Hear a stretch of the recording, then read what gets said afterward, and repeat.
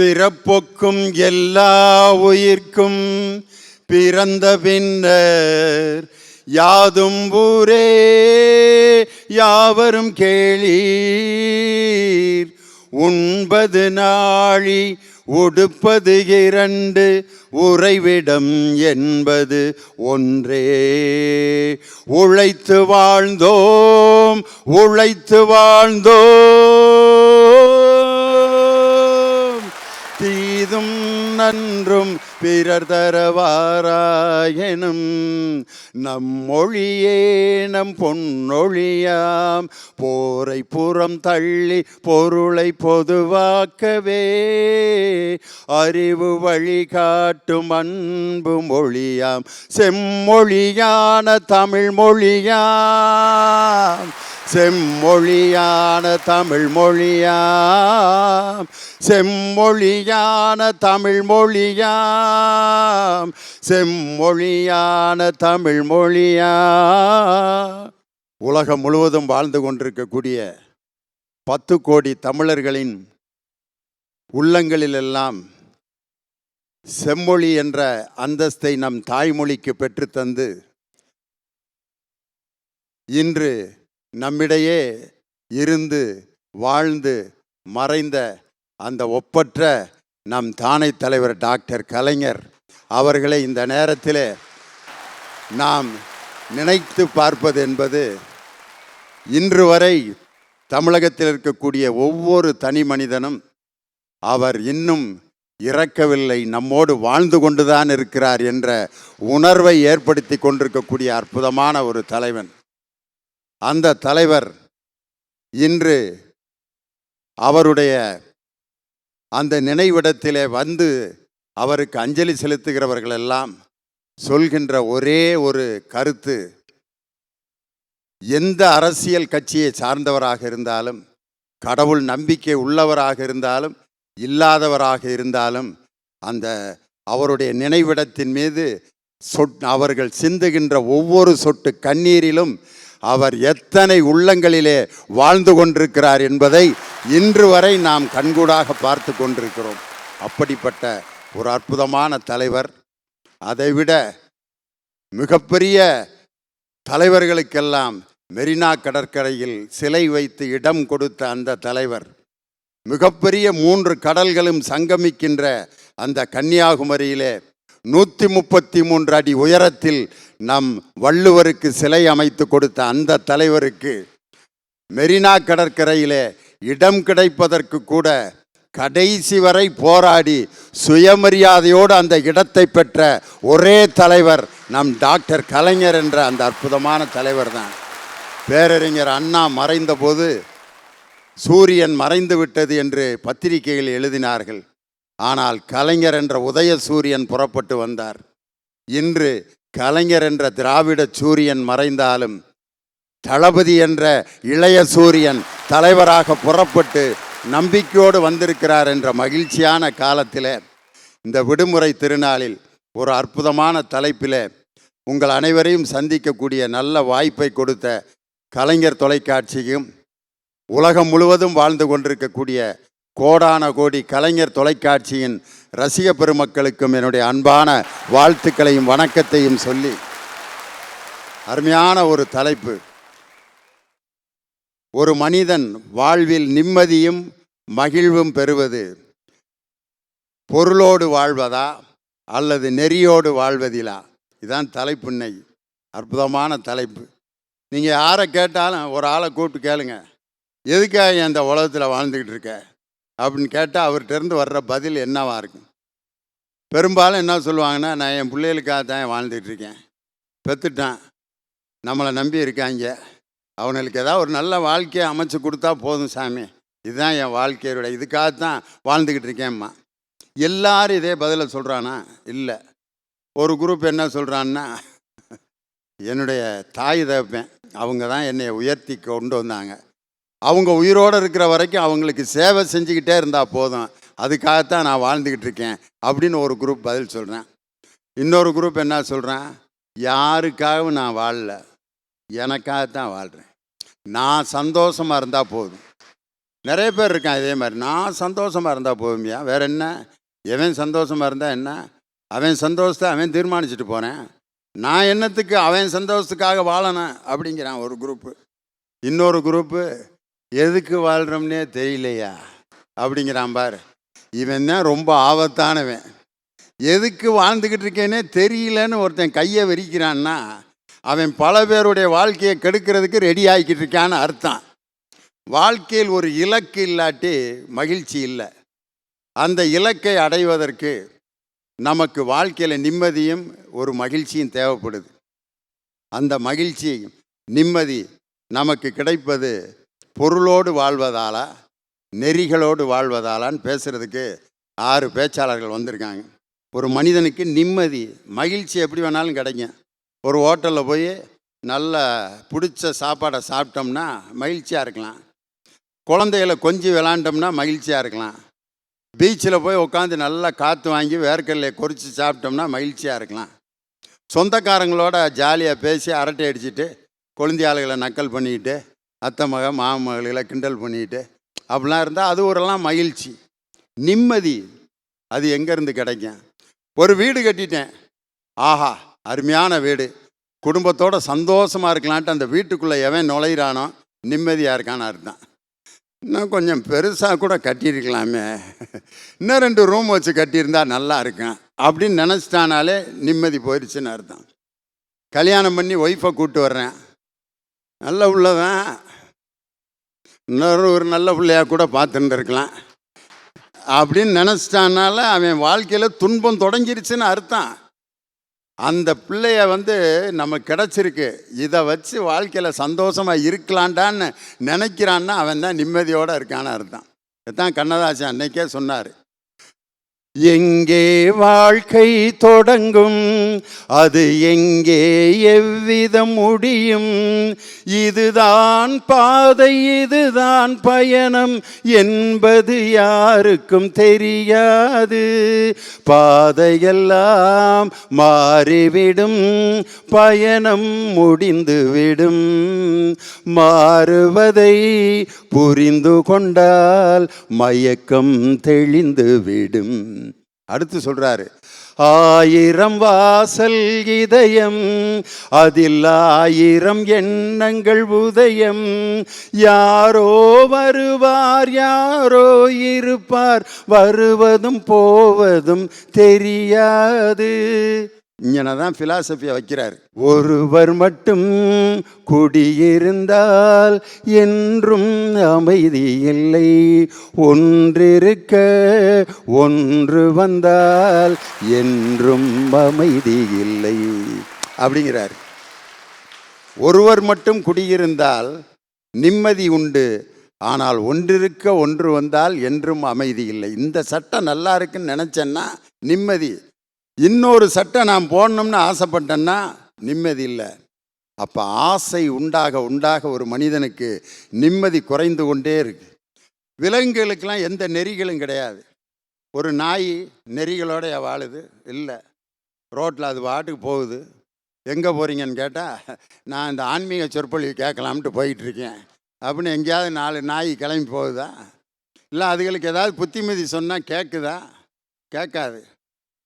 அது பாட்டுக்கு ஒரு தண்ணிக்குள்ளே அதை தன்னையவே பார்த்து குலைச்சிக்கிட்டு இருக்கு. வா வாங்குது, அந்த நாயும் குலைக்குது, திருப்பி அதையே பார்த்து குலைச்சிக்கிட்டே இருக்கு. அது நீ தான் திருப்பி ஏன் பார்த்து குலைக்கிற அப்படின்னு சொன்னால் அதுக்கு புரிஞ்சிக்க தெரியுமா? தெரியாது. உண்மையிலேயே ஒரு மனிதன் நெறியோடும் மன அமைதியோடும் வாழ வேண்டும் என்று சொன்னால் அவன் மனது இசையோடு வாழ வேண்டும். இசையை யார் ரசிக்கிறார்களோ கண்டிப்பாக அவர்கள் நல்ல நெறிகளோடு வாழ்கிறார்கள் என்று பொருள். காரணம், இசைக்கு மனிதனை அமைதிப்படுத்தக்கூடிய ஆற்றல் 3 கலைகளில் இசைக்கு மட்டும்தான் அந்த மிகப்பெரிய ஆற்றல் உண்டு. அதனால தான் இயல் இசை நாடகம் என்பதில் இசையை மையத்தில் வைத்ததற்கு காரணம் அதுதான். முதலாவதாக ஒரு மனிதனுக்கு நிம்மதியும் மகிழ்வும் தருவது பொருளோடு வாழ்வதா நெறியோடு வாழ்வதா என்ற அணியில் நெறியோடு வாழ்வதே என்ற அணியை துவக்கி வைத்து உங்கள் மனம் கவர்ந்த டாக்டர் ஜெய ராஜமூர்த்தி அவர்கள் உங்கள் முன்னால் பேச வருகிறார். அருளில்லாருக்கு அவ்வுலகம் இல்லை, பொருளில்லாருக்கு இவ்வுலகம் இல்லாகியாங்கு. நடுவர் அவர்களே, அருளில்லாருக்கு அவ்வுலகம் என்று சொல்லக்கூடிய மறுமை உலகம் இல்லை. பொருளில்லாருக்கு இவ்வுலகம் இல்லை. நன்னெறி இல்லாதவருக்கு எவ்வுலகும் இல்லை என்பதுதான் நாங்கள் இங்கு சொல்ல வரக்கூடிய ஆணித்தரமான ஒரு வாதம். எப்படி வேண்டுமானாலும் வாழலாம் என்பது வாழ்க்கை அல்ல. இப்படித்தான் வாழ வேண்டும் என்று வறுமையிலும் நேர்மையாக, பசி வந்தாலும் பஞ்சமா பாதகங்கள் செய்யாமல், பிறர் குடி கெடுக்காமல், வஞ்சனை செய்யாமல் வாழக்கூடிய நெறி சார்ந்த பண்பாடான வாழ்வுதான் உயர்ந்த வாழ்வு என்பதை நாங்கள் சொல்வதற்காக இங்கு வந்திருக்கிறோம். உள்ளபடி ஆழ்ந்து சிந்தித்து பார்த்தால், உயிரோடு வாழ்கின்ற பொழுது வாழும் வாழ்க்கை உண்மையான ஒரு முழுமையான வாழ்க்கையே அல்ல. இறந்த பிறகு எத்தனை ஆண்டுகள் நாம் வாழ்கிறோம் என்பதுதான் ஒரு உண்மையான வாழ்க்கை. நடுவர் அவர்களே, ஆசைக்கு ஒரு அளவே கிடையாது. நீங்களே சொல்லிவிட்டீர்கள். ஒரு நல்ல சட்டையை போட்டுக்கிறத பார்த்தா அந்த மாதிரி போடலாமேன்னு ஆசை வரும். அது எவ்வளோ விலைன்னு கேட்டால் அவன் 4000 ரூபான்னா, ஆஹா அவன் 4000 ரூபாய்க்கு சட்டை போட்டுக்கான், நம்ம 2000 ரூபாய்க்கு தான் சட்டை போட்டுக்கான், ஒரு ஏக்கம் வரும். ஒரு நிம்மதி இல்லாமல் இருக்கக்கூடிய சூழ்நிலை. மாருதி டிசைர் வச்சுருப்பான், போதும். ஆனால் பக்கத்தில் வீட்டுக்காரன் இன்னோவா வாங்கினோன்னே, அவன் இன்னோவா வாங்கிட்டானே, நம்மளும் இன்னோவா வாங்கணும்னு ஆசைப்படுவான். சரி, இன்னோவா வாங்கிட்டானே, அதோட முடிஞ்சது ஆசைன்னா இருக்காது. ஆடி காரில் போகணுன்னு ஆசை வரும். சரி, ஆடி கார் வாங்கினா ஒரு கார் பத்தாது, இன்னும் 2 கார் தான் ரொம்ப நல்லா இருக்குன்னு ஆசைப்படுவோம். அதுதான் உலகம், யதார்த்தமான உலகம். அதுதான் அப்போவே கண்ணதாசன் அருமையாக எழுதினான். ஆட்டு வித்தால் ஆரொருவர் ஆடாதாரே கண்ணா, ஆசை என்னும் தொட்டிலே ஆடாதாரே கண்ணா. அதில் சொல்லுவார் பாருங்க, கடல் அளவே கிடைத்தாலும் மயங்க மாட்டேன், அது கையளவே ஆனாலும் கலங்க மாட்டேன், உள்ளத்திலே உள்ளதுதான் உலகம் கண்ணா, இதை உணர்ந்து கொண்டேன் துன்பமெல்லாம் விலகும் கண்ணா, உணர்ந்து கொண்டேன் துன்பமெல்லாம் விலகும் கண்ணா. உள்ளத்தில் உள்ளதுதான் மகிழ்ச்சி. மனம் எப்படி இருக்கிறதோ அதை போல இருக்கும். அறிவொளியை, அன்பு ஒளியை, அற ஒளியை பாய்ச்சினாரே புத்தர், அவரெல்லாம் காட்டியிருக்கக்கூடிய நெறி, அதன் வழி வாழ்ந்தால் மகிழ்ச்சியாக வாழலாம் என்பதற்கு சொல்லதான் நாங்கள் வந்திருக்கிறோம். நடுவர் அவர்கள் பேசுகின்ற போது சொன்னார்கள் நம்முடைய தலைவர் கலைஞர் அவர்களை பற்றி. அவரும் ஒரு நெறி சார்ந்த வாழ்க்கையை வாழ்ந்த காரணத்தினால்தான் இன்றைக்கு அகில உலகமே அந்த மாபெரும் தலைவன், ஈடு இணையற்ற தலைவன் மறைந்த பொழுது கண்ணீர் சிந்தினார்கள். நினைச்சு பாருங்க, அவர் 5 கோடி ரூபாய் அறக்கட்டளையாக நிதியை ஒதுக்கி அதிலிருந்து வரக்கூடிய வட்டி பணத்தில் பாதிக்கப்பட்ட ஏழை மாணவர்களுடைய கல்வி செலவுக்கு உதவி செய்தார், மருத்துவ செலவுக்கு உதவி செய்தார். நீங்க நிறைய படிச்சிருக்கீங்க. முதலில் சம்பாதித்து வாங்கின சொத்துங்க ஒரு சொத்து. கதைவசனம் எழுதினார் மணமகள், பராசக்தி போன்ற படங்கள்லாம் 1952க்கு முன்னாக கோபாலபுரம் வீட்டை சென்னையிலே மையப்பகுதியாக இருக்கக்கூடிய ஒரு இடத்துல இன்றைக்கு பல கோடி பெறும், எவ்வளோ மதிப்பு என்னால் சொல்ல முடியாது, தன்னுடைய ஆயுளுக்கு பிறகு, தன்னுடைய மனைவியினுடைய ஆயுளுக்கு பிறகு மருத்துவமனையாக பயன்படுத்துவதற்காக உயிரை எழுதி வைத்தார் அல்லவா? அதுதான் ஒரு நெறி சார்ந்த வாழ்க்கை. இன்னும் சொல்ல வேண்டுமானால் சொல்லிக்கிட்டே போகலாம். அவர் ஒரு கடவுள் மறுப்பாளர், நாத்திகவாதி என்று சொல்வார்கள், பகுத்தறிவாதி என்று சொல்வார்கள். ஆனால் பிறருடைய எண்ணத்தை மதிக்கக்கூடியவர், பிறருடைய நம்பிக்கையை மதிக்கக்கூடியவர். அதனால்தான் அவர் கடவுள் மறுப்பாளராக இருந்தாலும் கூட அவருடைய ஆட்சி காலத்தில் தான் தமிழ்நாட்டிலே நிறைய கோயில்களிலே கும்பாபிஷேகங்கள், குடமுழுக்குகள் நடந்தன. திருவாரூர் தேர், 10 வருஷம் ஓடாத திருவாரூர் தேரை, அவருடைய கொள்கையில் மாறுபாடு இருந்தாலும் கூட அந்த தேரை ஓட வைத்து அழகு பார்த்த தலைவர் டாக்டர் கலைஞர் அவர்கள். ஆகவே அப்படிப்பட்ட பண்பாடான ஒரு வாழ்க்கை, நெறி சார்ந்த வாழ்க்கை தான் நிம்மதியான வாழ்க்கை. நான் கேட்குறேன் நலமாளன் பார்த்து, உங்கள் முதலாளி வேலை செய்கிறார் ஐயா, ஒரு இடத்துல வேலை செய்கிறாரு, அவர் தனியே வேலை இங்கே ஒரு கடை இங்கே வேலை செய்கிறாரு, அவர் முதலாளி ஒரு 3 மாதம் 4 மாதம் சம்பளம் கொடுக்கலப்பா, பார்த்து கொடுக்குறோம் அப்படின்னா, எனக்கு பசிக்குது, நான் வறுமையில் இருக்கேன்னு சொல்லிட்டு கல்லாப்பட்டியில் கையை விட்டு காசு எடுத்தீங்கன்னா அது ஒரு நெறி சார்ந்த வாழ்க்கையா? அது பண்பாடாக இருக்குமா? இல்லை கேஷ் பாக்ஸில் நீங்களே அவர் கேட்காம எடுத்தீங்கன்னா அது ஒரு நெறி சார்ந்த வாழ்க்கையாக இருக்குமா? பசியே இருந்தாலும் கூட அதை பொறுத்து கொண்டு நாகரிகமாக பண்பாட்டோடு இப்படித்தான் இருக்க வேண்டும் என்று வாழக்கூடியவன் தான் உயர்ந்த மனிதன். தென்கடல் வளாகம் பொதுமையின்றி வெண்குடை நிழற்றிய ஒருமையோர்க்கும் நடுநாள் யாமத்தும் பகலும் துங்கியாது கடுமா பார்க்கும் கல்லா ஒருவருக்கும் 9 நாழி உடுப்பவை 2 நாயா பண்டைய தமிழன். எவ்வளவு பெரிய பணக்காரனாகட்டும், அரசனாக இருக்கட்டும், ஆண்டியாக இருக்கட்டும், வேடனாக இருக்கட்டும், இராப்பகலா வேட்டையாடி உணவு உண்ணக்கூடிய வேடனாக இருக்கட்டும், அரசனாக இருக்கட்டும், என்ன உண்பது எவ்வளவு நேரம்? அதிகபட்சமாக 20 நிமிஷம். ஒரு நாளினா 24 நிமிஷங்கிறான். தனபால் அண்ணனுக்கும் தனியவேலுக்கும் எங்களுக்கு சொத்து நிறையா இருக்குது, நான் கோடீஸ்வரன் அப்படின்னு சொல்லிட்டு 2 மணி நேரம் உட்காந்து தின்னுட்டு இருந்தா அப்புறம் என்கிட்ட மாதிரி டாக்டர்கிட்ட வர வேண்டியதா, நாங்கள் மருந்து சீட்டை எழுதி கொடுத்துக்கிட்டே இருப்போம். இப்போ 9 நாழி உடுப்பவை 2. மகாத்மா காந்தி உங்களுக்கு தெரிஞ்சிருக்கும். இன்னைக்கு ஏங்க உலகமே அவரை போட்டுருது? அவரை பார்த்து ஹாஃப் நேக்கட் ஃபக்கீர் என்று சொன்னார், அரை நிர்வாண ஃபக்கீர் என்று சொன்னார் ஆங்கிலேயன். ஆனால் பட்டமேசை மாநாட்டிற்கு அவர் போன பொழுது வின்ஸ்டன் சர்ச்சில் எழுந்து வணங்கினாரா? ஏன் தெரியுமா? இந்த மனிதன் அகிம்சையையும் சத்தியத்தையும் தன்னுடைய வாழ்நாளிலே கடைசி வரை கடைபிடித்துக் கொண்டிருக்கக்கூடிய ஒரு பெரிய புனிதன் என்று சொல்லி வணங்கினார். அதுதாங்க ஒரு நெறி சார்ந்த வாழ்க்கை. அந்த வாழ்க்கையை தான் நாங்கள் வாழ சொல்லுகிறோம். இன்னைக்கு ஒரு பிரியாணி கேவலம் நடைமுறையில். இன்னைக்கு லேட்டஸ்ட் ட்ரெண்டுன்னு எக்ஸ்ட்ராவா 2 கரண்டி பிரியாணி வச்சதுக்காக சொந்த பிள்ளைகளுக்கு விஷத்தை வச்சு கொலை செஞ்சு வாழுகிற வாழ்க்கை ஒரு பொருள் சார்ந்த வாழ்க்கை இல்லையா? ஒரு கேவலமான வாழ்க்கை இல்லையா? அவர் அன்னை என்பவள் எப்படிப்பட்டவள்? தன்னுடைய உதிரத்தையே தாய்ப்பாலாக்கி கொடுக்கக்கூடியவள். உடல் பொருள் ஆவி அனைத்தையும் தன்னுடைய பிள்ளைகளுக்காக அர்ப்பணிக்கக்கூடியவள். அது ஒரு நெறி சார்ந்த வாழ்க்கை, தாயன்பு. ஆனால் கேவலம் ஒரு பொருளுக்கு, நாக்கு செவிக்கு, உடம்பு செவிக்கு, பொருள் சார்ந்த வாழ்க்கைக்கு ஆசைப்பட்டு இன்றைக்கு எந்த நிலைமைக்கு அவருடைய வாழ்க்கை சென்று கொண்டு இருக்கிறது. ஆகவே நாங்கள் என்ன சொல்றோம்னா, நெறி சார்ந்த வாழ்க்கைக்கு வாருங்க. நான் ஒரு மருத்துவர். இப்போ என்னை தேடி வரக்கூடிய பேஷண்ட்ஸுக்கு, நோயாளிகளுக்கு லாபகரமான பல மருந்துகளை எழுதலாம், நிறைய மருந்துகளை கூட எழுதலாம். ஆனால் ஒரு நெறி சார்ந்த வாழ்க்கை என்பது எதுவென்று சொன்னால், என்னுடைய மகனுக்கு காய்ச்சல் என்று வந்தால் எந்த மருந்தை நான் எழுதுகிறேனோ அந்த மருந்தை தான் என்னை தேடி வரக்கூடிய அனைத்து நோயாளிகளுக்கும் நான் எழுத வேண்டும். அதுதாயா நெறி சார்ந்த வாழ்க்கை. பட்டினத்தார் காதற்ற ஊசியும் வாராது காணும் கடை வழிக்கேன அருமையான வார்த்தை. அவருடைய வாழ்க்கையை புரட்டி போட்ட ஒரு மந்திரம். சொந்தக்காரங்களாம் வீட்டோட நின்றுவான், மண்டையை போட்டால் சொந்தக்காரங்களாம் வீட்டோட நின்றுவான். மகன் மட்டும் சுடுகாடு வரல வருவான் கொல்லி வைக்கிறதுக்கு. ஆனால் இறுதி வரை வரக்கூடியதெல்லாம் நீ செய்திருக்கக்கூடிய பாவ புண்ணியங்கள், நீ நல்ல நெறியிலே வாழ்ந்திருந்தால் அந்த புண்ணியம் உன்னை தொடர்ந்து வரும். இல்லாவிட்டால் பாவகாரியங்கள்லாம் தொடர்ந்து வரும். ஆகவே மனிதனுக்கு இம்மையில் மறுமையில் என்றும் நிலைத்த நீடித்த மகிழ்வையும் நிம்மதியை தரக்கூடியது நெறி சார்ந்த வாழ்க்கையே. நெறி சார்ந்த வாழ்க்கையே. விடைபெறுகிறேன். நன்றி, வணக்கம். அருள்நெறி செல்வர் என்பதை நிலைநாட்டி வள்ளலாருடைய நெறிகள், புத்தரின் நெறிகள், காந்தியின் நெறிகள், நபிகள் நாயகத்தினுடைய நெறிகள் எல்லாம் அவருடைய மனதிலே எவ்வளவு ஊறி இருந்தால் அப்படியே மடை திறந்த வெள்ளம் போல் அந்த நெறிகளெல்லாம் அவருடைய வார்த்தைகளின் வழியாக பொங்கி பிரவாகம் எடுத்தது.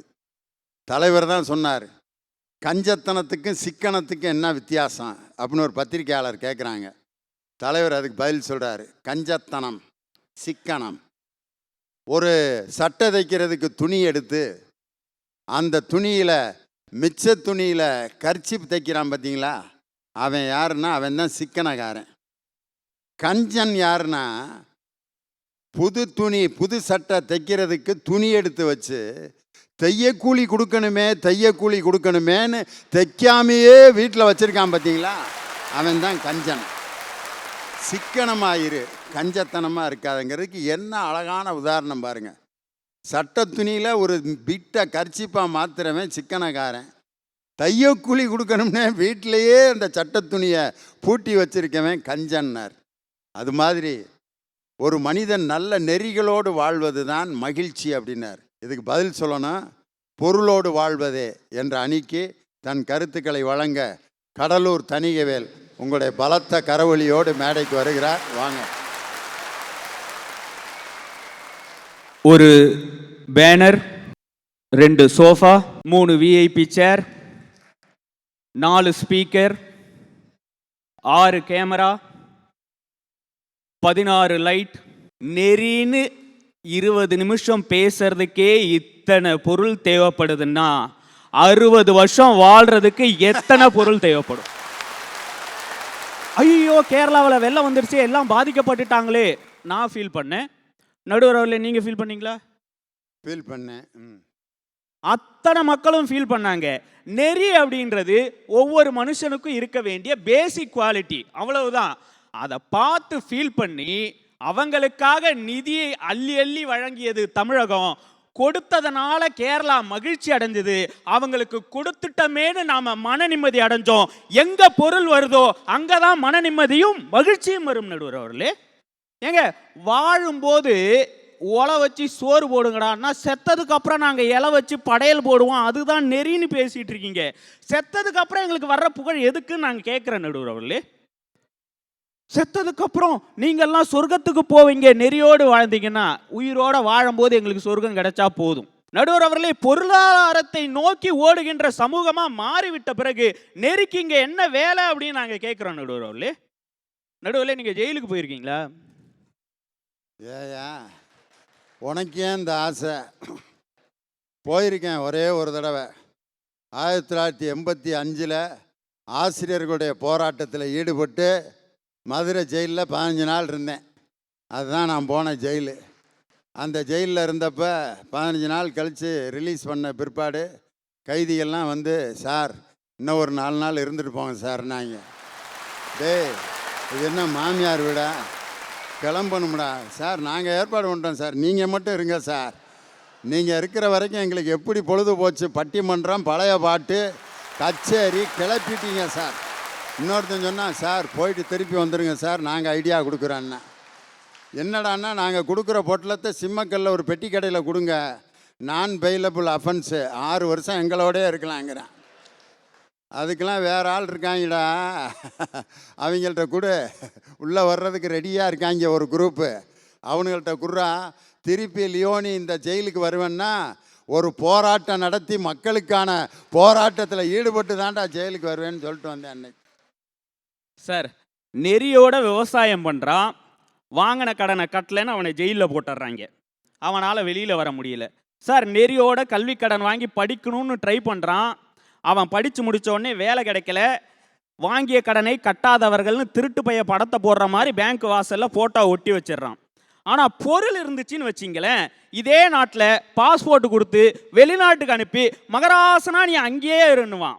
அவன் அங்கேருந்து, யார் தெரியுமா நடுவர் அவர்களே? Kingfisher owner.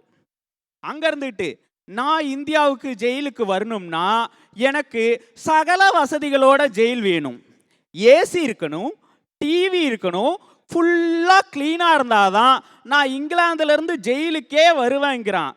நடுவர் அவர்களே, இங்கே நெறியோடு இருந்தால் இந்த சமுதாயத்தில் மதிப்பே கிடையாது. நீங்கள் பொருளோடு இருந்தால் தான் ஜெயிலில் போட்டால் கூட பெயில் எடுக்க முடியும். புரிஞ்சுதா? பொருள் இருந்தால் ஜெயிலில் இருந்துக்கிட்டே ஷாப்பிங் போகலாமியா, உனக்கு அதெல்லாம் தெரியுமா? பையை தூக்கி தோளில் போட்டு ஜெயிலிருந்து வெளியே கிளம்பலாம், அழகாக சுடிதார் போட்டு. காசு இருந்தால் போதும். ஏங்க, கட்டின பொண்டாட்டியும் பிள்ளையும் கூப்பிட்டுட்டு ஒரு சினிமாவுக்கு போகணும், யதார்த்தமாக பேசுங்க. நான் அருட்செல்வர் திண்டுக்கல் லியோனி அவர்களிடம் பட்டிமன்ற பேச்சாளராக இருக்கிறேன்னு தியேட்டரில் போய் டிக்கெட் கவுண்டரில் நின்னீங்கன்னா டிக்கெட் கொடுப்பானா? சார், ஒரு டிக்கெட் விலை 120 ரூபா. லியோனியோட பேசுகிறேன்னு சொன்ன உனக்கு மட்டும் இல்லை, லியோனிக்கே கொடுக்க மாட்டாங்க. அப்புறம் என் கூட பேசுகிற உனக்கு எப்படி டிக்கெட் கொடுப்பேன்? நானே காசு கொடுத்தா தான் டிக்கெட் கொடுப்பாங்க. நடுவர் அவர்களே, ஒரு டிக்கெட் விலை 120 ரூபா, பாப்கார்ன் விலை 150 ரூபா, சமோசா விலை 25 ரூபா, ஒரு கரண்டி ஐஸ்கிரீம் விலை 140 ரூபா. தேட்டரில், அவன் தேட்டரில் நாம் போய் படம் பார்க்கறதுக்கு நம்ம வண்டியை நிறுத்தணும்னா 1 மணி நேரத்துக்கு 50 ரூபா, 3 மணி நேரத்துக்கு 150 ரூபா. சாதாரணமாக ஒரு குடும்பத்தை கூட்டு போய் படம் பார்க்கணும்னா ஒரு குடும்ப தலைவனுக்கு குறைஞ்சபட்சம் 2000 ரூபா செலவாகுது. 2000 ரூபா செலவானாதான் மகிழ்ச்சி. பணத்தினுடைய அருமை அவங்களுக்கு தெரியாமல் இருக்கலாம், எங்க 3 பேருக்கும் தெரியும், உட்கார்ந்துருக்கிற அத்தனை பேருக்கும் தெரியும். தான் பிள்ளைக்கு ஸ்கூல் ஃபீஸ் கட்ட முடியாம ஆபீஸ்ல போய் ஒவ்வொருத்தங்கிட்டையும் கடன் வாங்கி கையேந்தி நிக்கிறான் பாருங்க, அந்த அப்பனுக்கு தெரியுங்க பணத்தோட அருமை.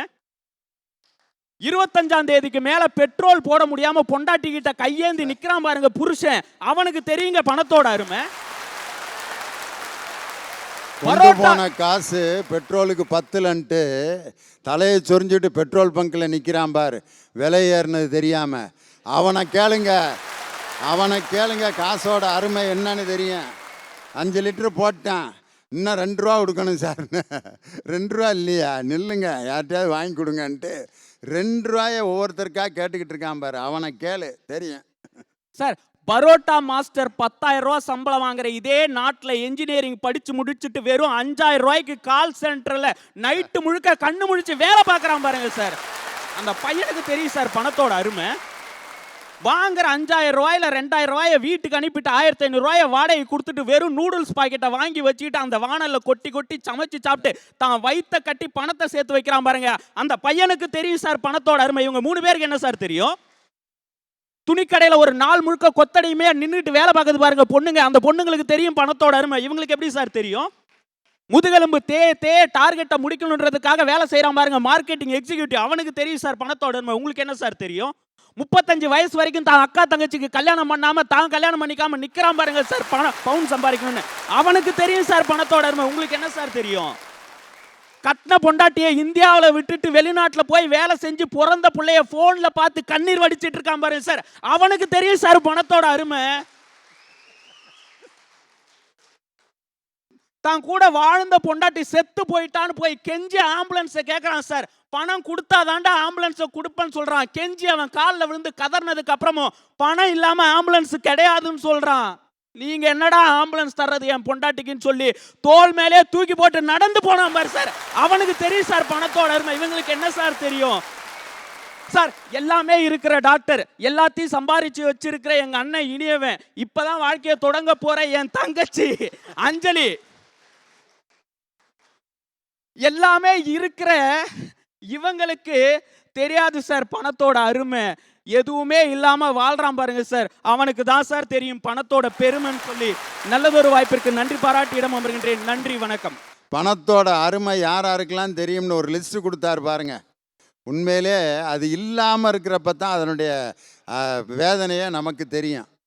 காரணம் என்னென்னா, அது இருக்கிறவனுக்கு அதனுடைய அருமை தெரியாது. அது இல்லாமல் இருக்கும்போது அதனுடைய அருமை தெரிகிற லிஸ்ட்டுகளை கொடுத்தாரு பாருங்க. அவர் ஒரு 10 பேரை தான் லிஸ்ட்டு கொடுத்தாரு. இன்னொரு பெரிய லிஸ்ட்டே இருக்குது, எக்கச்சக்கமான லிஸ்ட்டு. நம்மளும் தானடா காசு கொடுத்தோம், நமக்கு ஏன்டா ஓட்டு போடல, தோற்று போயிட்டோமேடான்ட்டு நின்றுக்கிட்டு இருக்கான் பார். அவனுக்கு தெரியும் பணத்தோட அருமை.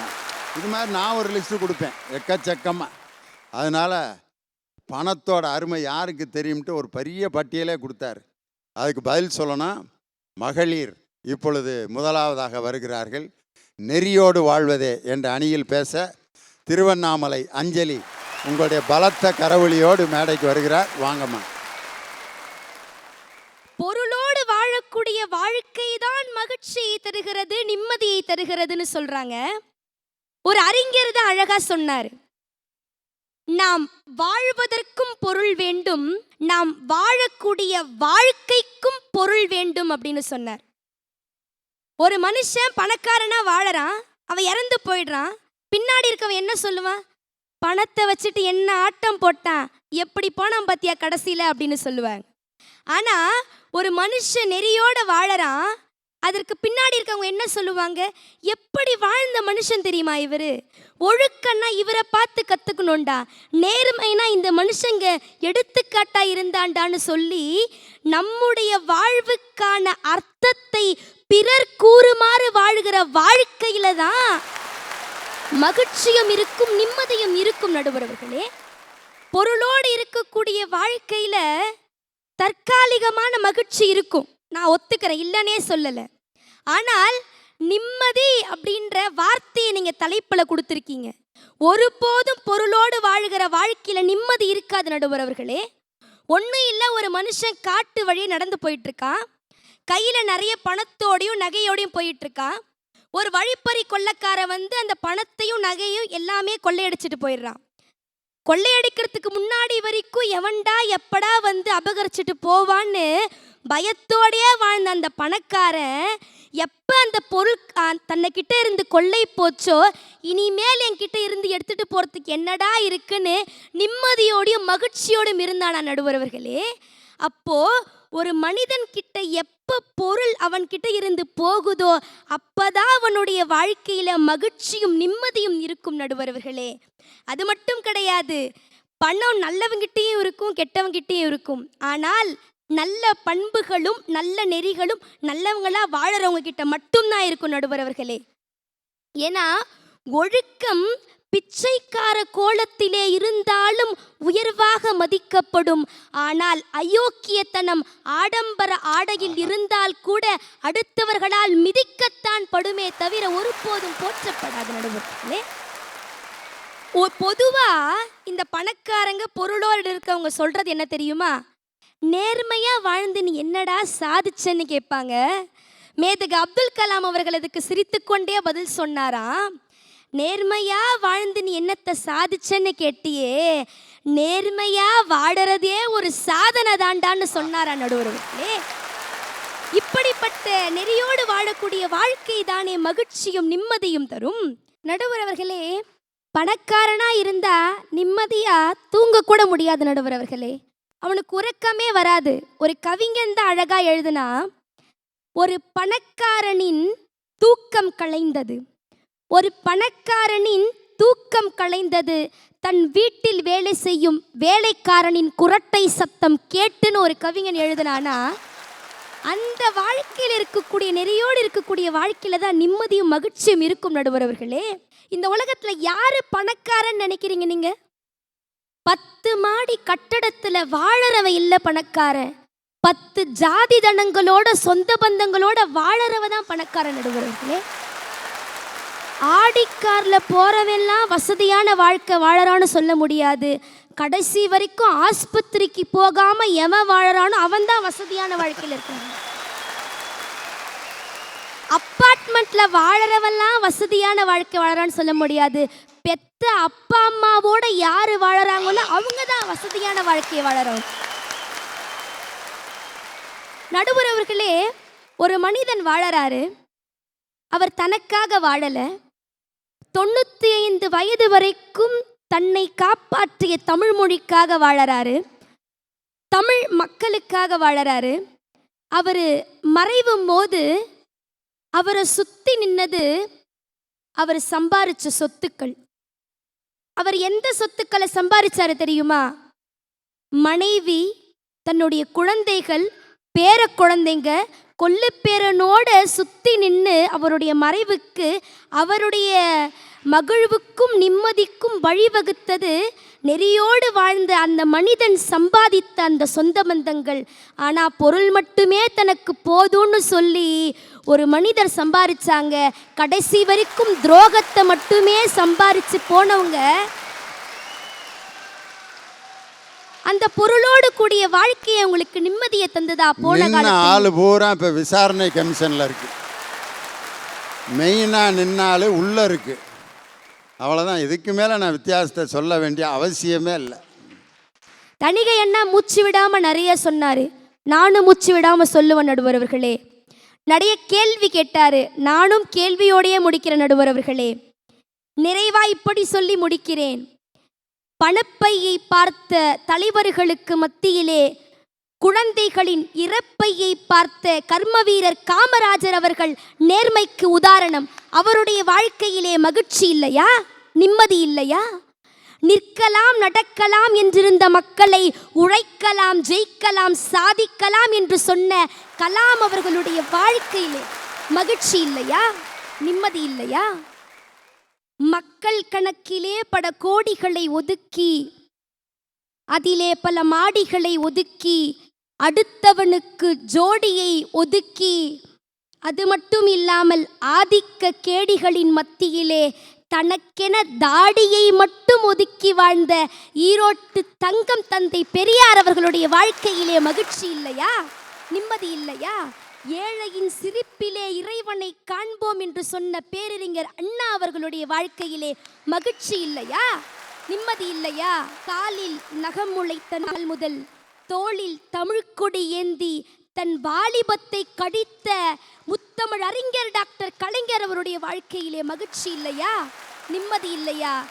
நடுவர் அவர்களே, நிறைவாக ஒன்றை சொல்லுகிறேன். வாழ்ந்தவர் கோடி, மறைந்தவர் கோடி, மக்களின் மனதில் நிற்பவர் யார்? மாபெரும் வீரர் மானம் காக்க சரித்திரம் தனிலே நிற்கின்றார் என்று சொல்லுகின்ற போது சரித்திரத்தை படைக்கிற வாழ்க்கை நெறியோடு இருக்கக்கூடிய வாழ்க்கை தான் என்று சொல்லி நல்ல வாய்ப்புக்கு நன்றி கூறி விடைபெறுகிறேன். நன்றி, வணக்கம். அவங்க பேசினதில் எனக்கு ரொம்ப பிடிச்சது, ஒரு பணக்காரனின் தூக்கம் கலைந்தது, வீட்டு வேலைக்காரனின் குரட்டை ஒலி கேட்டுன்னு ஒரு கவிதையை சொன்னாங்க பார். அதுதான் உண்மையான நிம்மதி எது என்பதை அழகான ஒரு வரி கவிதை. அதற்கு அடுத்து அவருக்கு பதில் சொல்ல, திருவண்ணாமலைக்கு பதில் சொல்ல ஒரு தஞ்சாவூரிலிருந்து வருகை தந்திருக்கக்கூடிய அருமை சகோதரி அச்சயா, பொருளோடு வாழ்வதே என்ற அணிக்கு உங்களுடைய பலத்த கரவொலியோடு மேடைக்கு வருகிறார். வாங்கப்பா. ஸ்டேஜ் ஏறுறதுக்கு முன்னாடியே பேமெண்ட்டை கையில் வாங்கிட்டு வந்துட்டு நெறிதான் முக்கியம், பொருள் தேவையில்லையா? என்ன பேச்சு! தமிழ் மொழியில் எழுதப்பட்ட ஒரு நூல் உலகின் அத்தனை மொழிகளிலும் மொழிபெயர்க்கப்பட்டு உலகில் உள்ள அவர் அத்தனை பேருக்கும் உலக பொதுமறையாக இருக்கிற பெருமை பெற்றிருக்கிறதே நம்முடைய திருக்குறள். அந்த நூலில் கூட ஐயன் வள்ளுவன் சொன்னார், அறத்துப்பாலுக்கு 38 அதிகாரம்தான், பொருட்பாலுக்கு 70 அதிகாரம். இதிலிருந்து புரிந்து கொள்ள வேண்டும், எப்பொழுதும் அறத்தோடு வாழ்பவர்களை விட பொருளோடு வாழ்பவர்களுக்கு தான் இந்த உலகத்தில் அதிகாரம் அதிகம். எங்கள் அக்கா அழகாக பேசுகிறாங்க, பொருள் நம்ம விட்டு போனாதான் நம்ம நிம்மதியாக இருப்போமா. அப்போ எங்கள் அக்கா இன்றைக்கி நைட்டு கோயம்பேடு பஸ் ஸ்டாண்டு போவாங்க. அப்போ அவங்க கழுத்தில் இருக்க செயினை ஒருத்தன் அறுத்துட்டு ஓடட்டும், அப்போ இப்பொழுதுதான் எனக்கு நிம்மதியாக இருக்கிறது, என்னுடைய பொருள் போய்விட்டது என்று சொல்லுவாங்களா? ஐயோ புடிங்கல, நீயே ஆளு வச்சு அத்துருவ போல இருக்க. உண்மையை நிரூபிக்கணுமா இல்லையா நடுவர் அவர்களே? நெறியோடு வாழ்ந்தால்தான் இறந்த பின்னும் மக்களோட மனசுல நிக்கலாமா? நான் கேட்குறேன், ஒரு தாய் அப்படிங்கிற உறவு, அன்பு, கருணை, பாசம், நேர்மை, உன்னதம்னு அத்தனை நெறிகளையும் சுமந்த ஒரு உறவு. அப்படிப்பட்ட அம்மாவே செத்த 10 நாளுக்குள்ள கனவுல வந்துட்டா கெட்ட கனவுன்னு தான் சொல்லிட்டு இருக்காங்க. அவன் இங்க எங்க இறந்த பிறகு நெறி உள்ளவர்களை போட்டுகிறார்களாம். இதுல பெரியார் தாடியை மட்டும் வளர்த்தாராம். ஏன் தாடியை மட்டும் வளர்த்தாரு தெரியுமா? தாடி சேவ் பண்ணோன்னா 5 ரூபா 6 ரூபா செலவாகும். அதை சேர்த்து வச்சா நாளைக்கு கட்சிக்கு ஒரு நிதி கொடுக்கலாமேன்னு சொன்னார், அதுக்காக செஞ்சார். இதுல பகுத்தறிவு பகலவன் அவர். அதனால தான் அவருக்கு தெரிஞ்சிருக்கு, சும்மா நலத்திட்டங்களை அறிமுகப்படுத்தி நெறியை பின்பற்றி வாழ்ந்தால் மட்டும் போதாது, அதை நடைமுறைப்படுத்த பொருள் வேண்டும் அப்படிங்கிறது தந்தை பெரியார் அவர்களுக்கு தெரிஞ்சிருக்கு. அத்தனை அறங்களை சொன்ன வள்ளுவர் சொன்னால், அருள் இல்லாருக்கு அவ்வுலகம் இல்லை, பொருள் இல்லாருக்கு இவ்வுலகம் இல்லைன்னு சொல்லி 2 வரியில பொருளோட முக்கியத்துவத்தை உணர்த்திட்டாரு. அருள்னு சொன்னோன்னா ஞாபகம் வருது, கோயிலுக்கு போவோம், அருளை வாங்குவோன்னு போவோம். எந்த நம்பிக்கையில போறோம்? இந்த உலகத்தையே காப்பாற்றுற கடவுள் நம்மளை காப்பாற்றிட மாட்டாரான்னு நம்பிக்கையில் போகிறோம். அப்படி போகிறோமே, கோயிலுக்கு வெளியில் நம்மளே காப்பாற்றுற இறைவன் நம்ம செருப்பை காப்பாற்ற மாட்டாரான்னு நம்பி விட்டு போகிறோமா? இல்லை, அதுக்கு 5 ரூபா டோக்கனு, அதை நம்ம கையாலே எடுத்து அடுக்கி வைக்கணும், டோக்கனை பத்திரமா வச்சுக்கணும், இத்தனை முறைகள் இருக்கு. அப்போ உள்ளே போய் நிம்மதியாக மன நிறைவோட சாமியை கும்பிட்டு கடவுளோட அருளை வாங்கணும்னாலே அங்கே 5 ரூபா பொருட்செலவு இருக்குது, புரிஞ்சுக்கங்க. உள்ளே போனோன்னா இன்னொரு கூத்து நடக்கும். ஐயருன்னு ஒருத்தர் இருப்பாருங்க, அர்ச்சகர். அவர்கிட்ட 5 ரூபா கொடுத்தீங்கன்னா அந்த 90 எடுத்து இப்படி போடுவார், நாசமாக போ அப்படிங்கிற மாதிரியே இருக்கும், போடுவார். 50 ரூபா கொடுத்தீங்கன்னா அதே 90 ஒரு கவரில் போட்டு பூவையும் சேர்த்து வச்சு கொடுப்பார். 500 ரூபா கொடுங்களேன், உங்களுக்காக ஸ்பெஷல் தீபாராதனை, சாமியை மறைச்சு நிற்காம ஓரமாக நின்று காட்டுவார். 5000 ரூபா கொடுங்களேன், உள்ளே அழைச்சிட்டு போய் கொஞ்சம் சாமியை பக்கத்தில் காட்டுவார். 50000 ரூபா கொடுங்க, சாமி சிலையை தூக்கிட்டு வச்சு கொஞ்ச நாள் வீட்டில் வச்சுருந்து கொண்டு வாங்க. நான் கேட்குறேன், 1 லட்சம் ரூபா கொடுத்தா கோயில் சாவியவே கொடுத்துட்டு நான் வேற வேலை பார்க்குறேன்ட்டு கிளம்பிடுவார். நான் கேட்குறேன், ரொம்ப நாளைக்கு அப்புறம் என் பொண்ணுக்கு ஒரு நல்ல வரன் அமைஞ்சிருக்கு, எப்படியாவது அந்த வரன் என் பொண்ணுக்கு அமைஞ்சிடணும்னு கண்ணீரோட காத்துட்டு இருக்கிற தகப்பன் ஒரு புறம், என் உயிரை கொடுத்தாலும் பரவாயில்ல, என் பிள்ளையோட உயிரை காப்பாற்றிட்டு என் பிள்ளை அங்கே மருத்துவமனையில் உயிருக்கு போராடிட்டு இருக்கான்னு கண்ணீரோடு இருக்கிற தாய்மார்கள் ஒரு புறம், இன்னைக்கு போகிற இன்டர்வியூலையாவது எனக்கு வேலை கிடச்சோன்னு என் தங்கச்சிக்கு 30 வயசு ஆக போதே கல்யாணம் பண்ணி வைக்கணும்னு ஏங்குற வேலையில்லா பட்டதாரிகள் ஒரு புறம், இவர்கள்லாம் வெயிலில் வரிசையில் நிற்கும் போது வெள்ளையும் சொல்லையுமா ஒருத்தர் போவார், அவருக்கு மட்டும் சிறப்பு வழி, அதுலேயும் குறுக்கு வழி தான். சிறப்பு வழி, சிறப்பு தரிசனம் இதெல்லாம் இருக்கும். அப்படி என்றைக்கு கடவுளை பார்ப்பதற்கு கூட தனித்தனியாக நாம் கவுண்டர்களை பிரித்தோமோ அன்றைக்கே இந்த சமூகம் பொருளை வைத்து மட்டுமே இயங்க ஆரம்பித்து விட்டது. ஒன்றை மட்டும் சொல்கிறேன், மக்களின் குரலுக்கு செவிசாய்க்காத அரசாங்கம் இருக்கும் வரையில் பொருள் உள்ளவர்களுக்கு மட்டுமே இந்த வாழ்க்கை நிம்மதியும் மகிழ்ச்சியும் உள்ளதாக இருக்கும் என்பதுதான் உண்மை. கருப்பு பணத்தை கண்டுபிடிக்கிறேங்கிற பேரில் ஒரே நாள் நைட்டோட நைட்டு 500,000 செல்லாதுன்னு அறிவிச்சாங்க. அப்போ அவஸ்தைப்பட்டதெல்லாம் யார் தெரியுமா? ஐயோ 4 நாளில் பொண்ணோட கல்யாணம் இருக்குது, இன்னும் நகை வாங்கணும், மல்லிகை ஜாமானுக்கு பணம் கொடுக்கணும், இப்போ தானடா 5 லட்ச ரூபா வாங்கிட்டு வந்து வச்சேன், அது கூட செல்லாதுன்னு சொல்கிறீங்களான்னு பதறி போன தகப்பன்மார்கள்.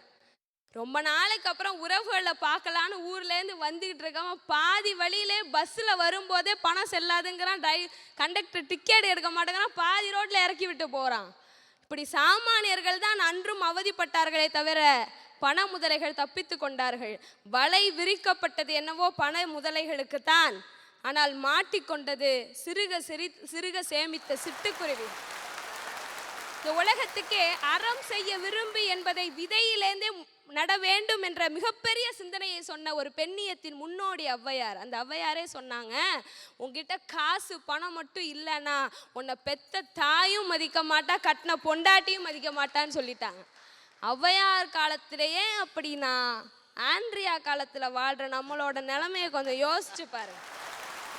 பல்வேறு சுதந்திர போராட்ட வீரர்கள் தியாகிகளும் நம்முடைய சமூகத்தில் இருக்கிறார்கள்.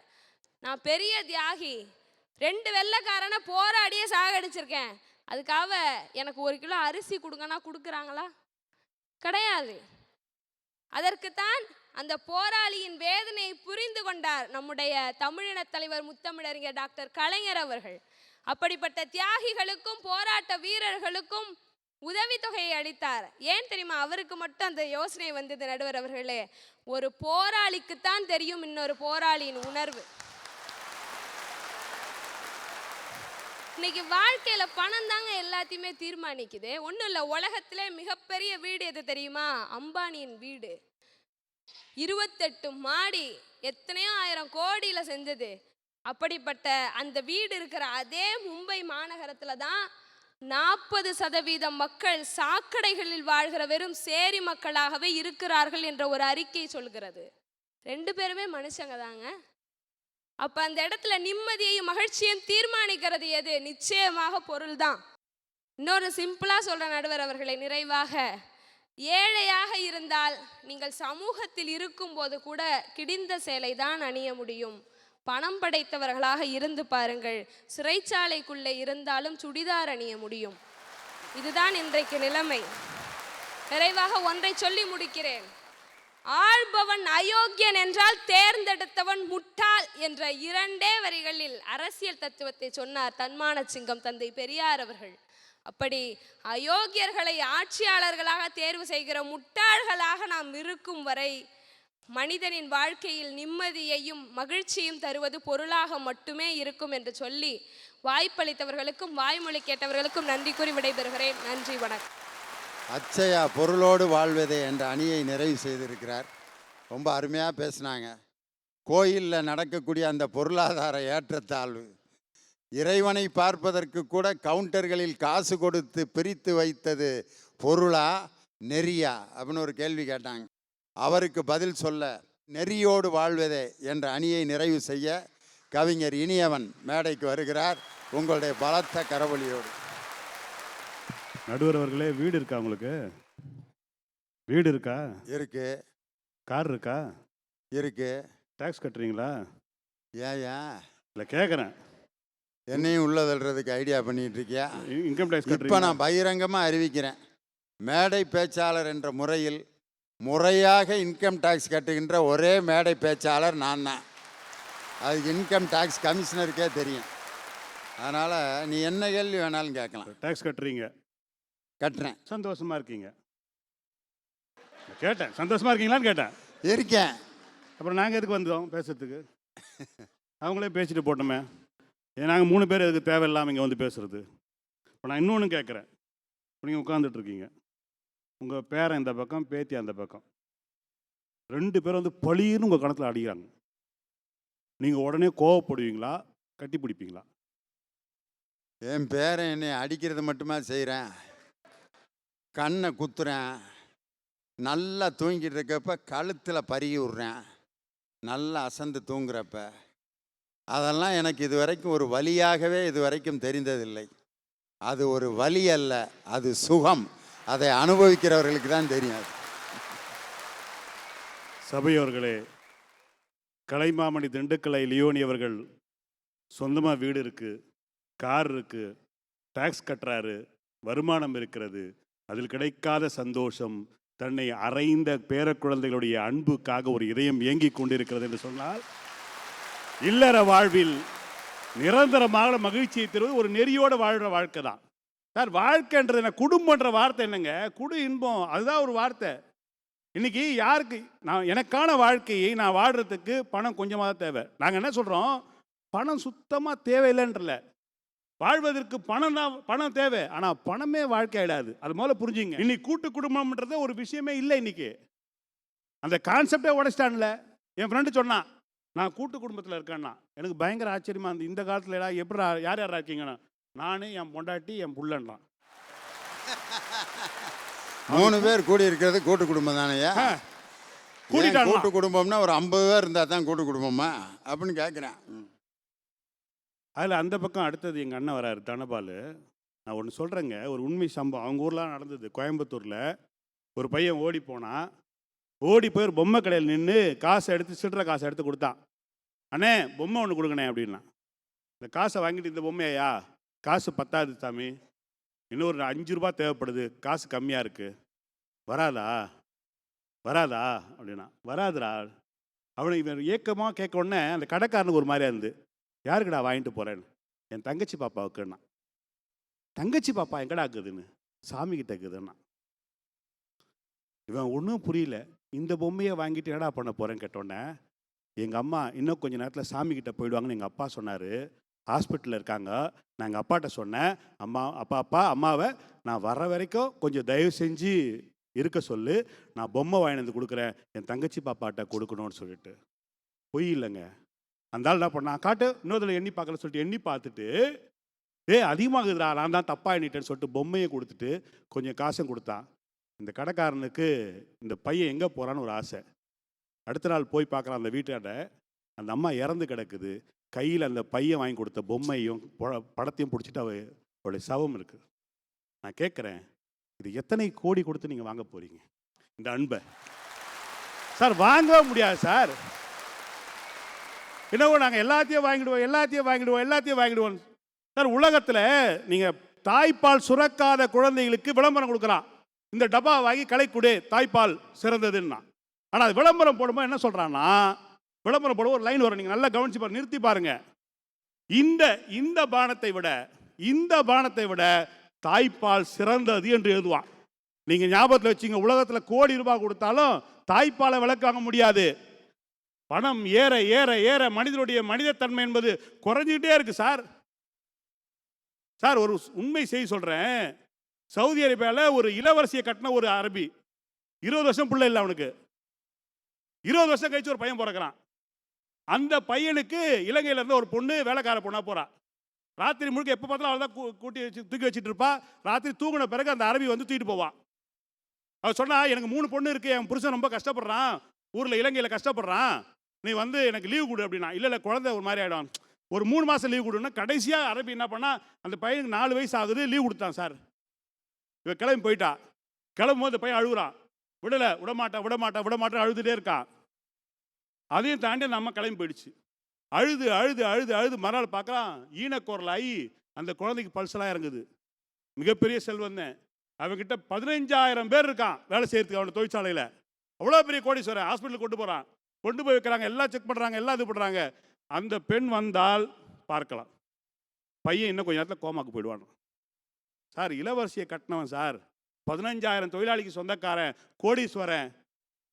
எப்படியோ கண்டுபிடிச்சி அந்த பொண்ணுக்கு ஃபோன் அடிச்சிட்டான், நீ வான்றா. அவள் அழுகுறா, ஐயோ என் பிள்ளைக்கு இப்படியா, என் புருஷன் இங்கே மூச்சு தடலில் இருக்கான், இவன் ஹாஸ்பிட்டலில் இருக்கான், ஒன்றும் பிரச்சனை இல்லை, ஒரு புது ஃப்ளைட் அனுப்புகிறேன், நீ வா.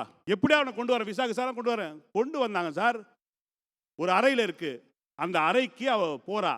கண்ணாடி வழியாக அந்த குழந்தைய பார்க்குறா, கதறி கதறி அழுதா அந்த பெண். உடனே அவளை தேத்தி உள்ளே அனுப்புகிறாங்க. உள்ளே போகிறாங்க, லண்டன் டாக்டர் நின்றுட்டு இருக்கான்.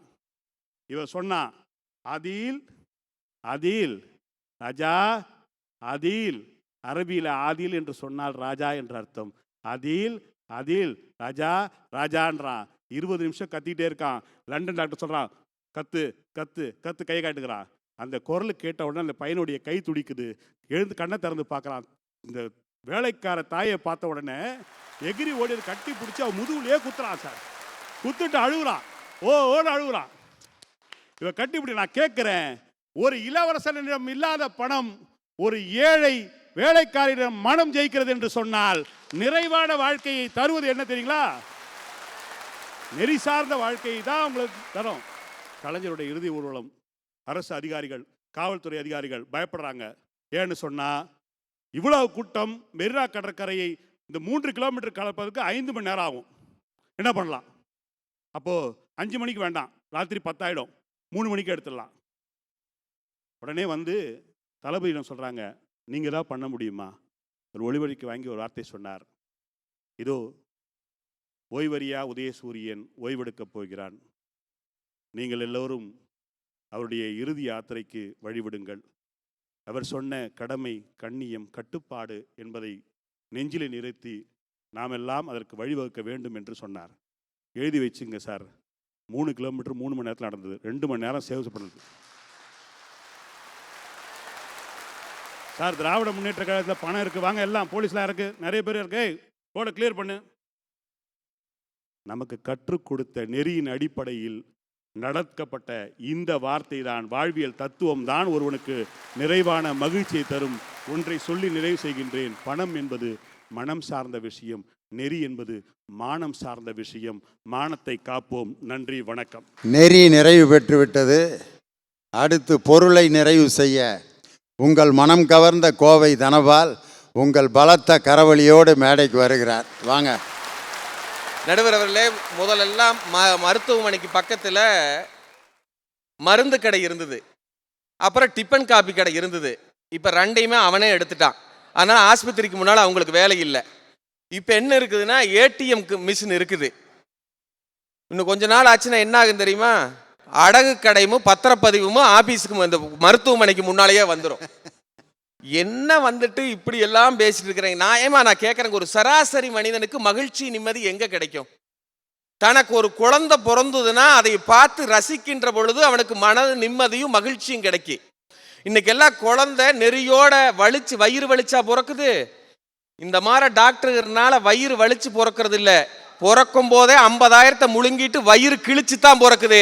எப்படியா மகிழ்ச்சியா இருக்கும் சார்? பணம் போகும்போது எல்லாருமே கொண்டு போறோமா? இது எல்லாருமே கேட்குற கேள்வி. ஸ்கூலுக்கு ஃபீஸ் கட்டினாலும் காசு வேணும். நெறி முடியுமா? நெறி ஏதாவது வாடகை வீட்டுக்கு ஹவுஸ் ஓனருக்கு வாடகைக்கு பாக்கி சொல்றதுக்கு முடியுமா? கல்யாண பொண்ணுக்கு 1/2 பவுனுக்கு தாலி வாங்கறதுக்கு முடியுமா? இல்லை கருமாதி செலவுக்கு தான் கடன் சொல்ல முடியுமா? என்னமோ வந்து பேசுறாங்க. இன்னைக்கு டாலரோட ரேட்டு 72 ரூபா, பெட்ரோல ரேட்டு 82 ரூபா. பொழைக்க முடியாம மக்கள் தவிச்சிட்டு இருக்கிறாங்க. 2 பேர் வந்து பேசிட்டு இருக்கிறாங்க. என் தம்பி அழகா சொன்ன, ஒவ்வொருத்தருக்கும் முடியுமான்னு 2 பேர்த்த விட்டுட்டான். 20 ரூபா நோட்டை எடுத்துட்டு ஆர்கே நகர் தொகுதியில் இன்னும் 10,000 கிடைக்குன்னு சுத்திட்டு இருக்கிறான் பாரு. அவங்கிட்ட போய் கேளு பணத்தோட மகிமைய. இல்லை பேங்க் பாஸ் புத்தகத்தை எடுத்துட்டு ஒவ்வொரு நாளும் பேங்க் வாசல் போய் டெல்லியிலேருந்து 15 லட்சம் கிரெடிட் ஆயிட்டானு ஒவ்வொரு நாளும் நடந்துட்டு இருக்கிறானே, அவங்கிட்ட போய் கேட்டுப்பாரு பணத்தோட அருமையை. சார், அவங்களுக்கு நெறின்னு என்ன தெரியுமா? சிலைக்கு மாலையை போட்டு கையெடுக்கிறத நெறின்னு சொல்லிட்டு இருக்கிறாங்க.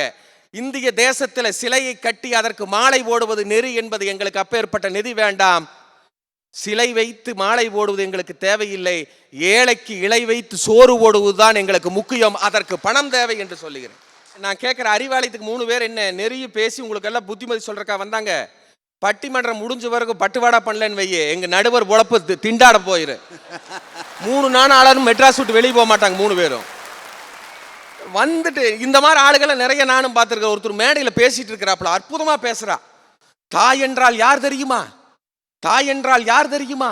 தன் கண்ணை விளக்காக்கி, கையை தொட்டிலாக்கி, தன் ரத்தத்தை பாழாக்கி கொடுப்பவள் தாய்ங்கிறா. அதை கேட்டுட்டு இருந்த 2 பிச்சைக்காரி கேட்டுட்டு சொல்றாங்க, சே ஏண்டி பெத்தா இது மாற புள்ளை பெறணும்னா. இன்னொரு பிச்சைக்காரி சொன்னா, பெத்தவளை நான் தான் கொஞ்சம் கம்மனு ரெடினா.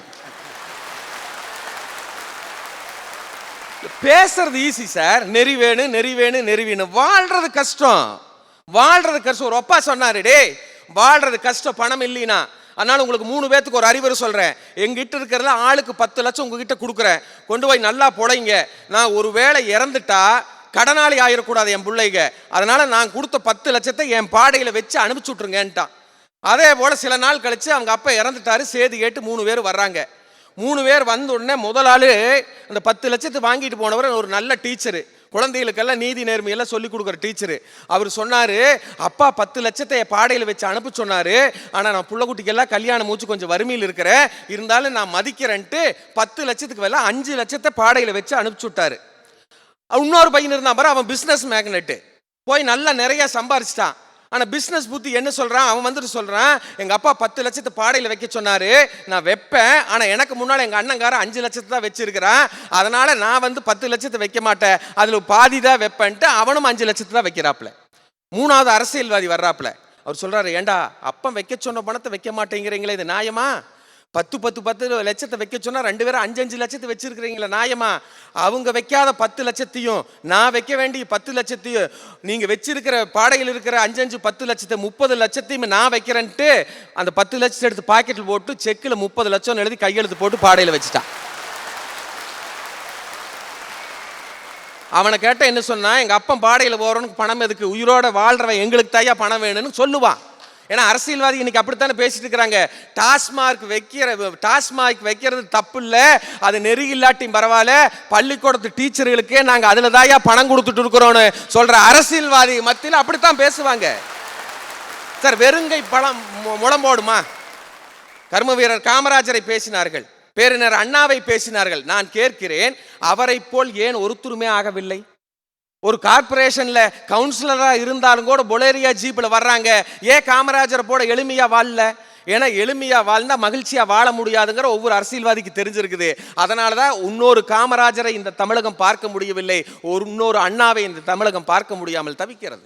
ஒழுக்கத்தோடு வாழ்ந்த தம்பதியர்கள் எல்லாம், நெறியோடு வாழ்ந்த தம்பதியர்கள் எல்லாம் மகிழ்ச்சியாகவும் நிம்மதியாகவும் இருந்தார்களா என்பதை மனசாட்சியோடு நினைத்து பாருங்கள். எதிரணியரே, நெறி பிறழாமல் வாழ்ந்த ஹரிச்சந்திரனும் சந்திரமதியும் வாழாத வாழ்க்கை நாம் வாழ்ந்து விட முடியுமா?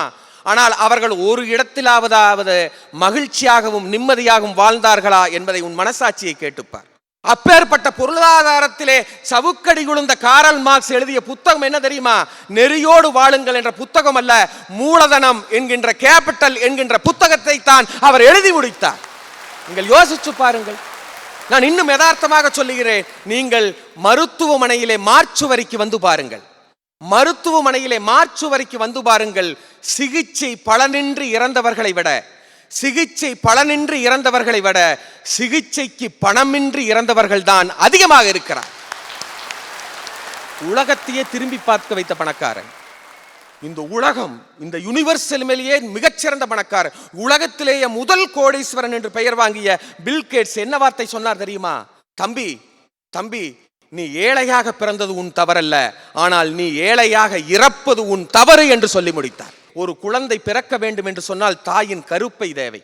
தாயின் கருப்பை இருந்தால் ஒரு குழந்தை பிறக்க முடியும், இறைப்பை இருந்தால் அந்த குழந்தை உயிரோடு வாழ முடியும். அதுபோலதான் பணப்பை இருந்தால்தான் அந்த குழந்தை மகிழ்ச்சியும் நிம்மதியும் வாழ முடியும் என்று சொல்லி வியக்க வைத்த ரசிகர்களை வணங்கி விடைபெறுகின்றேன். நன்றி, வணக்கம். எம்.கே. தியாகராஜ பாகவதர் தமிழ் சினிமாவினுடைய சூப்பர் ஸ்டார். அவர் பார்த்தீங்கன்னா அவர் வாழ்ந்த வாழ்க்கையை அருமையாக எழுதியிருக்கார். அறந்தை நாராயணன் திரைப்பட வரலாற்றில் பன்னீரில் குளிச்சிருக்கார், மஞ்சள் கலர் ஜிப்பா, பட்டு வேஷ்டி, அவர் போட்டிருக்க சென்ட்டு திருச்சி ஜங்ஷனில் அவர் ஏறும் பொழுது வெளியில் 1வது பிளாட்பாரத்துக்குள்ளே உள்ள நுழையிறவனுக்கு அந்த சென்ட்டோட மனம் அடிக்கும். திருச்சி ஸ்டேஷனில் ஏறினார். ரசிகர்களின் தொந்தரவு பொறுக்க முடியாது என்பதற்காக தியாகராஜ பாகவதற்கே என்று தனி ஸ்டேஷன், மலைக்கோட்டை ஸ்டேஷனை ரயில்வே நிர்வாகம் உருவாக்கி இருக்குன்னா அப்போ அந்த நடிகர் எவ்வளவு பேரும் புகழும் செல்வாக்கோடு வாழ்ந்த ஒரு நடிகர். அவர் வாழ்ந்த வாழ்க்கையெல்லாம் இதுவரைக்கும் வேறு எந்த நடிகரும் வாழ்ந்ததில்லை. ஆனால் அவர் வாழ்ந்த காலத்தில் செல்வத்தோடு வாழ்ந்து கொண்டிருக்கும்போது அவ்வளவு மரியாதை இருந்த அந்த எம்கேடி 2ஆம் உலகப் போருக்கு தன்னுடைய கச்சேரியை நடத்தி தமிழகத்திலேயே அதிக நிதியை சேகரித்து கொடுத்த ஒரு நடிகர் யாருன்னா எம்கே தியாகராஜ பாகவதர். அதுக்கு இந்திய அரசு அவருக்கு என்ன கொடுத்தாங்க தெரியுமா? திவான் பகதூர் அப்படிங்கிற பட்டமும் 200 ஏக்கர் நிலமும் கொடுத்தாங்க. ஆனால் அந்த நேரத்தில் அவர் இருந்த செல்வாக்கில் எனக்கு இந்த பட்டமும் தேவையில்லை, இந்த நிலமும் தேவையில்லை, எனக்கு மக்களுக்கு கொடுத்த அந்த மகிழ்ச்சியே போதும், வேணாம் அப்படின்னு சொன்னார். அப்படிப்பட்ட தியாகராஜ பாகவதற்கு நினைவாக இருந்தது ஒரே ஒரு அரங்கம் திருச்சியில், தியாகராஜ பாகவதர் கலையரங்கம்னு. இன்னைக்கு அது கூட இல்லை அந்த மனுஷனுக்கு. செல்வாக்கோடு இருந்தபோது அவரை கொண்டாடிய அந்த மக்கள் அவர் செல்வத்தை இழந்தபோது அவர்களை பரிகசித்தார்கள்.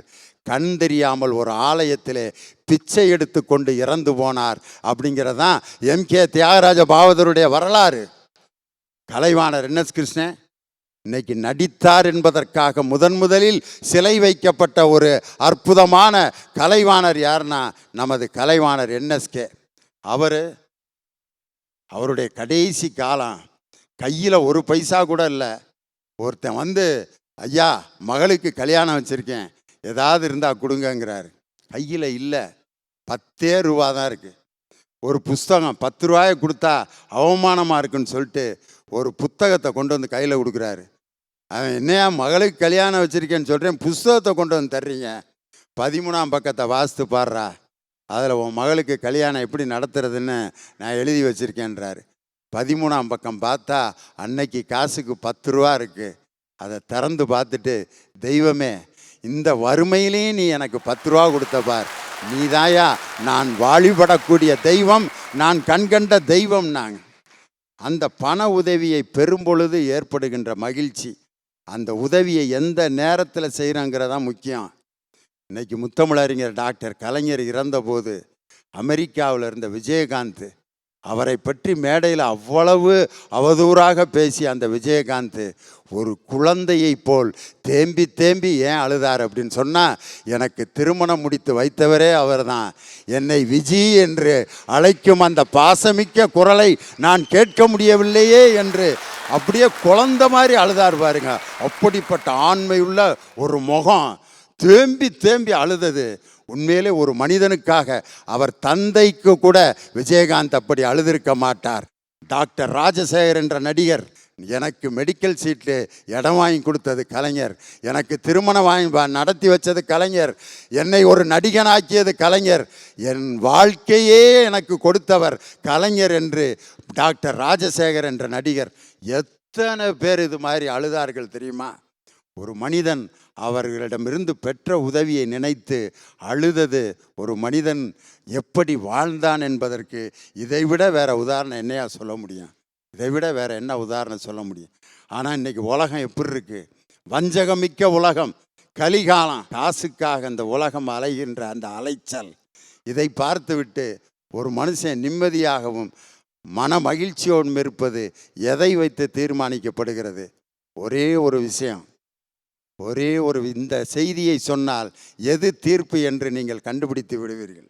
ஒருவர் இறந்தார், அவருடைய இறந்த அந்த